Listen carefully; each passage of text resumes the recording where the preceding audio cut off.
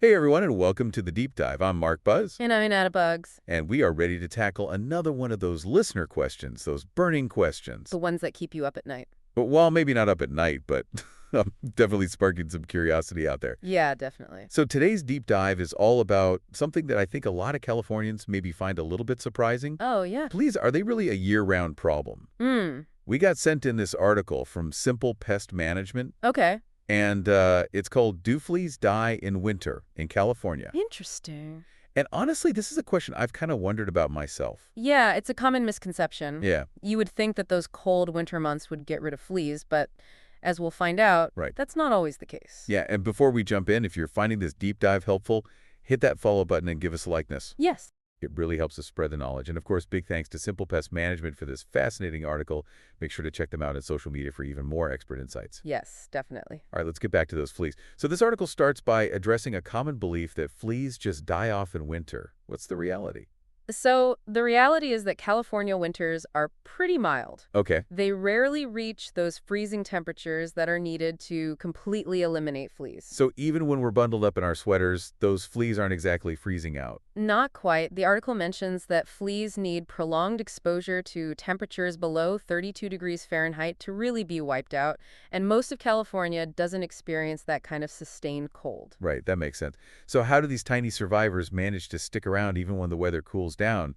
The article mentions something about their life cycle playing a role. Yeah, absolutely. It's really fascinating how each stage of the flea life cycle, the eggs, larvae, pupae, and adults, have these unique adaptations that allow them to kind of get through those cooler months. Okay, so let's break that down a little bit. Let's start with the flea eggs. Yeah. Where are they hiding out, and how do they make it through the winter? So female fleas can lay hundreds of eggs. Wow. And those eggs can be found on your pet in their bedding carpets, furniture cracks on the floor. They really get everywhere. Ugh, that's a little unsettling. So they're Yeah. just lurking around waiting for the right time to hatch. Exactly. And here's the interesting part. The eggs can hatch quickly in favorable conditions, but they can also remain dormant for extended periods, waiting for warmer temperatures. Wow, talk about resilience. I know. So even if it's chilly outside, they're biding their time, ready to spring back into action? Yeah. What about the larvae, those little worm-like critters? Yeah. What's their winter survival strategy? So the larvae, which hatch from those eggs, feed on organic debris like flea dirt. And they have a pretty clever way of dealing with less than ideal conditions. They can stay hidden in cocoons, also known as pupa, for quite a long time. So while we're cozying up inside, these little guys are tucked away, playing the waiting game. Exactly. It's amazing how adaptable these creatures are. Yeah. What about the pupae, though? Are they just cocoons, or is there more to it? This is where it gets even more interesting. Okay. So the pupas are like the champions of survival. They're encased in these protective cocoons and can withstand some pretty harsh conditions. We're talking weeks, even months, of waiting out cold temperatures or dryness until the environment becomes more favorable for them to emerge as adult fleas. Wow, that's incredible. They're like tiny little survivalists hunkering down and waiting for their moment. Yeah. Okay, so we've got these eggs and larvae lying in wait. But what about the adult fleas? What are they doing during the winter months, especially since they need a blood meal to survive? That's right. Adult fleas need that blood meal to reproduce, and while they prefer our pets, they can also feed on other sources like wild animals. Oh. So even in winter, if there's a source of blood available, fleas can keep the cycle going. This is already eye-opening. I think a lot of us, myself included, tend to think of fleas as a purely summertime problem, but it's clear they're a bit more tenacious than that. Definitely. And that leads to another important question. If they're active year-round, what kind of problems can they cause beyond the obvious itchy bites? Yeah, those itchy bites are just the beginning. The article touches on some of the more serious issues fleas can cause, and I think it's important to delve into those next. Right, then let's dive deeper into those potential problems and learn more about the real impact of these year-round pests. So before the break, we were talking about how fleas can survive year-round, even when it's not exactly beach weather here in California. Right, and how those itchy bites can actually be a sign of bigger problems. Yeah, exactly. So let's unpack that a little bit. What are some of the issues beyond just the itching that fleas can cause for both pets and humans, especially during those winter months? So the article from Simple Pest Management specifically mentions flea allergy dermatitis in pets. And this is something that I think every pet owner should be aware of. Flea allergy dermatitis, that sounds pretty intense. It is. Can you break that down for us? Yeah, essentially, it's an allergic reaction to flea saliva. Okay. Even a single bite can trigger it in sensitive animals, and the article lists some of the symptoms, and they can be pretty miserable for your pet: intense itching, hair loss, scabs, and even secondary skin infections from all that scratching. Oh, poor pups. That sounds awful. Yeah. So it's not just a few bites we need to worry about. It's the potential for this much larger issue. Yeah, precisely. And there's another concern the article mentions that's definitely high on the ick factor scale. Oh, oh, Acheworms? oh, tapeworms. Okay, now that's something I definitely do not want to think about. I know, not the most pleasant topic, but fleas can actually carry tapeworm larvae, and if a pet accidentally swallows an infected flea while grooming, they can get infected with tapeworms. Yikes. So not only are we dealing with itchy bites and potential skin problems, but now we have to worry about internal parasites too. This is why it's so important to be proactive about flea prevention, even during winter. Absolutely. And speaking of prevention, there's another thing the article highlights that I think we should talk about: flea dirt. Flea dirt, is that like actual dirt? No, not quite. It's actually the digested blood that fleas excrete. Okay. The article describes it as looking like little black specks, kind of pepper, and if you see it, it's a telltale sign of a flea infestation. So if we see those little black specks, that's like a red flag. Even if we don't see the fleas themselves, that means there's a problem. Exactly. It's a clue that fleas are present and active, and remember, those pupae can be lurking in the environment, ready to emerge as adults when conditions are right. Right. So taking steps to prevent their development is key. This is all incredibly helpful information. I think our listeners are starting to understand just how important it is to be vigilant about fleas, even during those winter months here in California. So let's get practical. What can our listeners do to protect themselves, their pets, and their homes from these persistent pests? Well, the article offers some great advice on prevention strategies, and I think we should break those down for our listeners. Are you ready to get into the nitty-gritty of flea control? Absolutely. Let's equip our listeners with the knowledge they need to win the battle against fleas. Great, so let's start with the most important line of defense for pet owners: veterinarian-recommended flea and tick prevention products. The article really emphasizes using these year-round without fail. I can't stress that enough. Your vet knows best and can recommend the right products based on your pet's specific needs and lifestyle. Exactly. And in addition to those preventative medications, the article suggests frequent washing of pet bedding in hot water. This helps eliminate any fleas or eggs that might be hiding there. That sense, a hot water wash is like kryptonite for those pesky fleas. What about grooming? Does that play a role in flea prevention too? Absolutely. Regular grooming is essential. It not only allows you to spot fleas early on, but it also gives you a chance to check for that telltale flea dirt we talked about. Right. Those little black specks can be hard to spot, so regular grooming helps us stay ahead of the game. Exactly. So we're talking about a multi-pronged approach here: flea and tick prevention, regular bedding washes, and consistent grooming. All crucial for keeping our furry friends protected.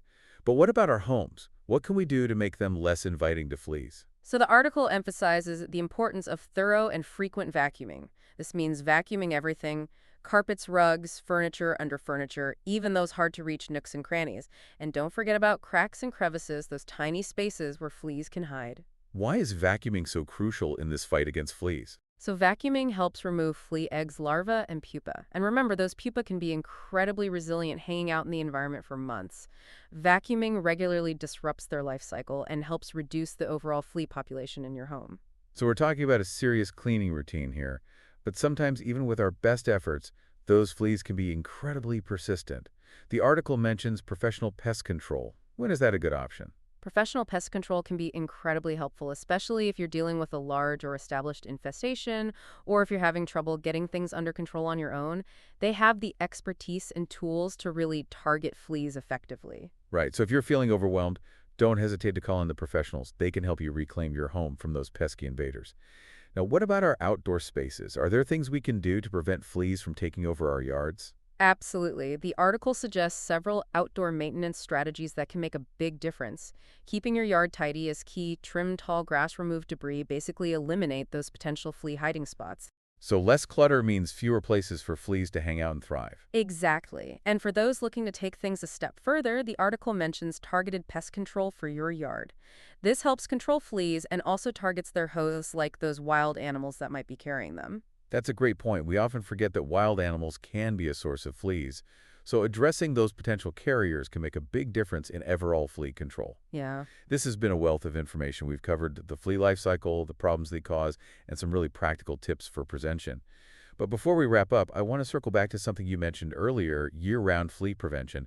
Why is that so crucial even when it's not peak flea season? Well, it all comes back to the resilience of fleas and their ability to adapt. Remember those pupa we talked about? They can lie dormant for months, waiting for the perfect conditions to emerge. So if we let our guard down during the winter, we're giving those fleas a head start. Precisely, consistent prevention is key. It's much easier to prevent an infestation than it is to deal with one after it's taken hold. Right? That makes perfect sense. And honestly, with so many effective prevention methods available, there's really no excuse for not staying on top of it. I agree. And remember, if you're ever facing a flea issue and need professional help, Simple Pest Management is a great resource. Yes, a huge thank you to Simple Pest Management for the insightful article that inspired this deep dive. And to our listeners, we hope you found this episode informative and helpful. So as we wrap up, what stands out to you as most important? For me, it's the reminder that fleas aren't just a summer problem here in California. They're a year-round challenge, and being proactive with prevention is the key to keeping those pesky critters at bay. Yeah, couldn't have said it better myself. We've equipped you with the knowledge. Now go forth and conquer those fleas. Exactly. And remember, if you found this deep dive helpful, please hit that follow button and share it with your friends. Let's spread the knowledge and help everyone enjoy a flea-free life. Until next time, keep on diving deep. We've really been diving deep, haven't we, into this world of fleas here in California. Yeah, it's been interesting learning about them. And I think our listeners are now ready to face those fleas head on. Absolutely. We've given them all the knowledge. Yeah, knowledge is power. Yeah. So before we wrap up, I want to go back to one thing that really struck me as important, Okay. is this idea that fleas can adapt to different environments and conditions. It's really amazing how resilient they are. Yeah, they've evolved these like survival mechanisms to help them thrive in different settings. Exactly. And you mentioned that even in regions with milder winters, like here in California, that those pupas can lie dormant for extended periods, waiting for the right moment to emerge. Yeah, it's like they go into this state of suspended animation until the conditions are right. So even if we don't see those adult fleas hopping around in the winter, it doesn't mean that they're not there kind of lurking below the surface. Exactly. And that's why it's so important to have that year-round prevention. Right. It's like we're playing a long game with these fleas. We can't just let our guard down when the weather cools down. Exactly. Those pupae are waiting for their chance. Right? So if we're not vigilant, they'll take over. And that's a good point. I think that's the biggest takeaway from this deep dive.